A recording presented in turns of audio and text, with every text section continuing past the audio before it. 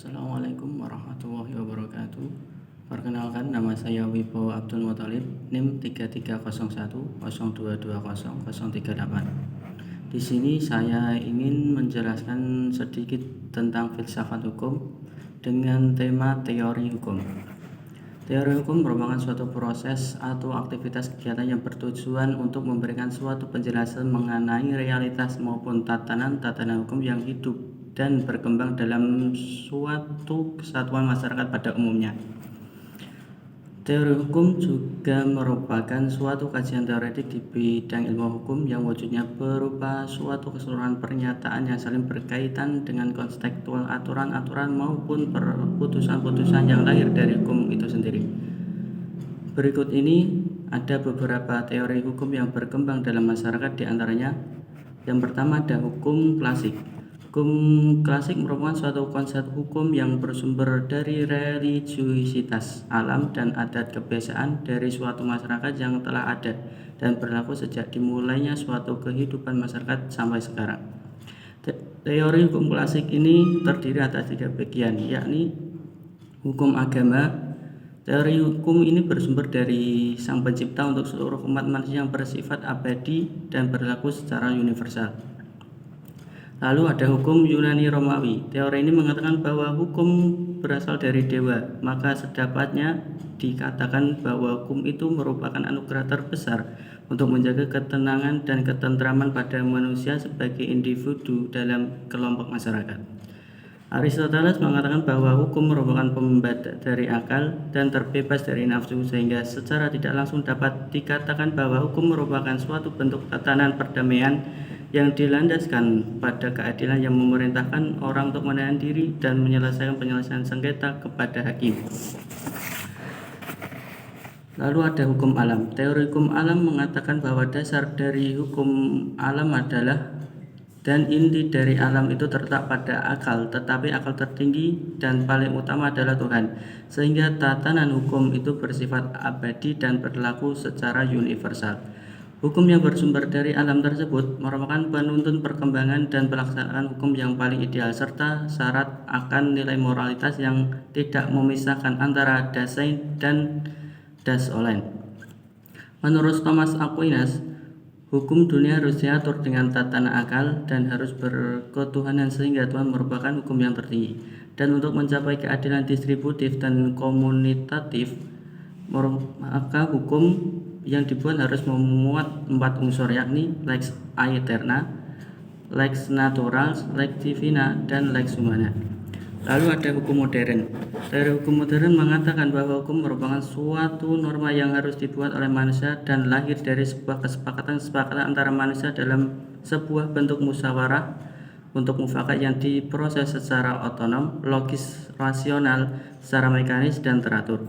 Teori hukum modern ini merupakan bagian terkecil dari teori hukum, sehingga kajiannya menyangkut teori hukum atau doktrin hukum yang aturan-aturan hukumnya dipositifkan melalui kesepakatan legislatif secara sistematis. Mengingat bahwa teori hukum modern merupakan bagian terkecil dari teori hukum, secara tidak langsung teori ini bersifat positifisme.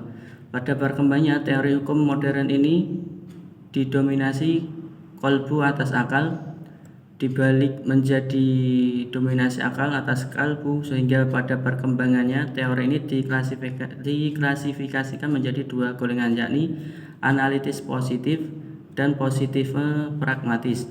Lalu ada hukum postmodern. Postmodern dalam bidang filsafat pertama kali diperkenalkan oleh Jean-François Lyotard pada tahun 1970-an dalam bukunya yang berjudul The Postmodern Condition.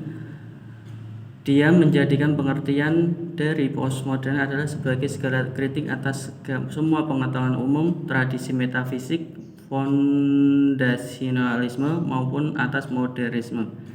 Postmodern adalah suatu ide baru yang menolak ataupun yang termasuk dari pengembangan suatu ide yang telah ada tentang teori pemikiran masa sebelumnya, yaitu paham modernisme yang mencoba untuk memberikan kritikan-kritikan terhadap modernisme yang dianggap telah gagal dan bertanggung jawab terhadap kehancuran martabat manusia. Ia merupakan pergeseran ilmu pengetahuan dari ide-ide modern menuju pada suatu ide yang baru dibawa oleh postmodern itu sendiri dengan pendapat di atas.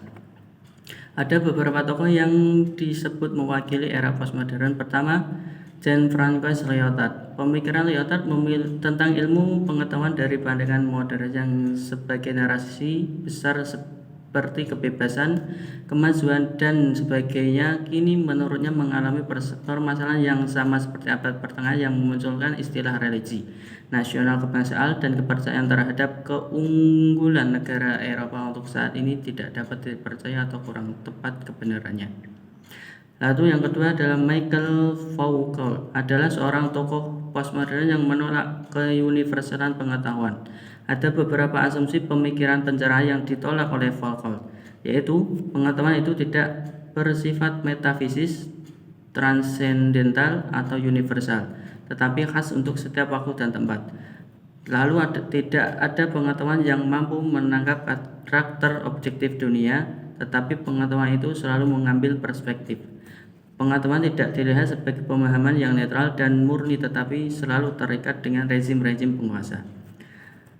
Dari ketiga teori di atas, maka jelas sekali bahwa kedua teori tersebut mempunyai karakter yang berbeda, baik dari pembentukan hukum maupun sumber hukum yang kemudian diterapkan sebagai suatu tatanan hukum yang berlaku dalam sebuah tatanan kehidupan dalam bermasyarakat. Teori hukum secara klasik menetapkan hukum sebagai suatu aturan yang bersumber dari Tuhan atau dewa, sehingga penerapan hukumnya tidak hanya pada titik beratkan pada tercapainya perdamaian di dunia saja, tetapi juga pada aspek akhirat.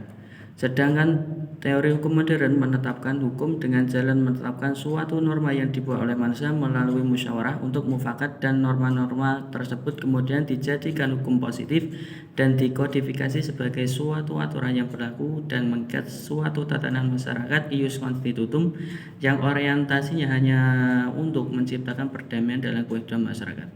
Dan untuk postmodern adalah suatu ide baru yang menolak ataupun termasuk dari pengembangan suatu ide yang telah ada tentang teori pemikiran masa sebelumnya, yaitu paham modernisme yang mencoba untuk memberikan kritikan-kritikan terhadap modernisme yang dianggap telah gagal dan bertanggung jawab terhadap kehancuran martabat manusia. Ia merupakan pergeseran ilmu pengetahuan dari ide-ide modern menuju suatu ide yang baru yang dibawa oleh postmodern itu sendiri. Sesuai dengan pendapat di atas, atau lebih mudahnya, postmodern ada untuk memperbaiki ide-ide yang telah gagal pada paham modernisme. Sekian materi yang dapat saya sampaikan. Wassalamualaikum warahmatullahi wabarakatuh.